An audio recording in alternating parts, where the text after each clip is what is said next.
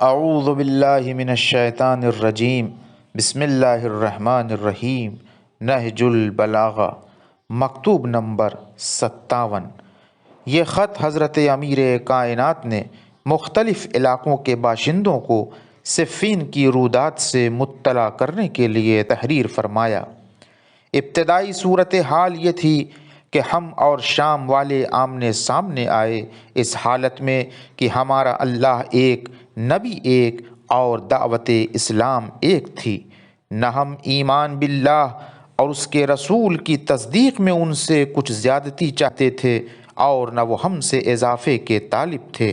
بالکل اتحاد تھا، سوا اس اختلاف کے کہ جو ہم میں خون حضرت عثمان کے بارے میں ہو گیا تھا، اور حقیقت یہ ہے کہ ہم اس سے بالکل بری الذمہ تھے۔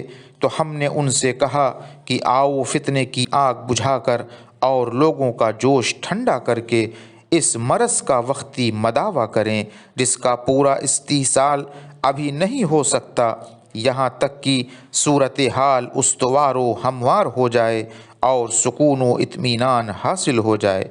اس وقت ہمیں اس کی قوت ہوگی کہ ہم حق کو اس کی جگہ پر رکھ سکیں۔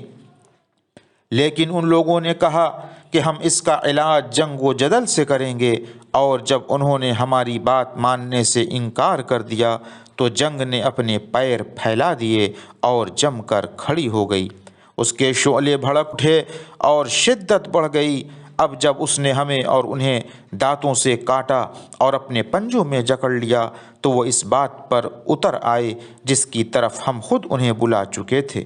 چنانچہ ہم نے ان کی پیشکش کو مان لیا اور ان کی خواہش کو جلدی سے قبول کر لیا۔ اس طرح ان پر حجت پورے طور سے واضح ہو گئی اور ان کے لیے کسی عذر کی گنجائش نہ رہی۔